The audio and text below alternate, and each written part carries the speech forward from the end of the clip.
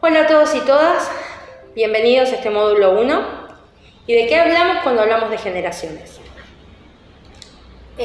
Tradicionalmente los autores han hablado de 3 generaciones de derechos humanos.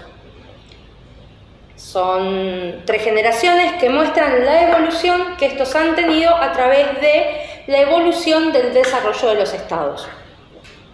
Si bien no existe un consenso total respecto a cuántas generaciones son, la concepción tradicional, la teoría tradicional de los autores y la más usada didácticamente es la que dice que los derechos humanos se clasifican en 3 generaciones. La primera generación es aquella que tiene que ver con los derechos individuales, que se corresponde con los derechos civiles y políticos. Estos derechos surgen con la Revolución Francesa, la independencia de Estados Unidos, con la Ilustración.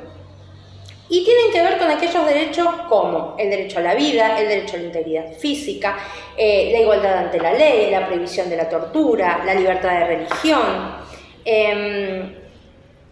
Después están los derechos de segunda generación, que son aquellos que tienen que ver con los derechos sociales y culturales y económicos. Estos derechos están fundamentados en la idea de igualdad y acceso garantizado a bienes y servicios y tienen al Estado como medio para satisfacer esos bienes y servicios. Tiene que haber un actuar del Estado para que esto suceda. Y son las oportunidades sociales y económicas. Tienen que ver con el derecho a la calidad de vida, el derecho al trabajo, el derecho a la sindicalización, el derecho a la salud, el derecho a la educación. Y por último, según esta teoría tradicional que divide los derechos humanos en 3 generaciones, están los derechos de tercera generación, que son los derechos colectivos de solidaridad o emergentes.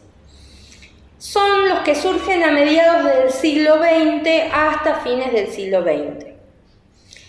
Y son el derecho a la paz, el derecho a un medio ambiente sano, el derecho de los consumidores, el derecho a la manipulación genética. Son derechos que algunos aún no han sido reconocidos y se debe el surgimiento de estos derechos a la necesidad de la cooperación entre grupos y naciones para poder afrontar los problemas que se presentan globalmente. A esta tradicional clasificación se le suma una 4ª generación. Algunos autores hablan de la existencia de esta 4ª generación, que son derechos que no podrían incluirse en la 3ª generación, pero que también reivindicarían derechos de primera y segunda generación y también que incluirían derechos nuevos.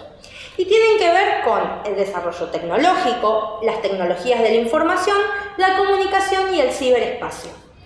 Los derechos de 4ª generación, podemos citar algunos ejemplos para poder entender cuáles son, y pueden ser el derecho al acceso a la informática, el derecho del acceso a la sociedad de la información en condiciones de igualdad y no discriminación, el uso del espectro radioeléctrico, también a la infraestructura para los servicios en línea, sean satelitales o por vía de cable, el derecho a la autodeterminación informativa, el derecho a formarse en nuevas tecnologías y finalmente el habeas data y la seguridad digital.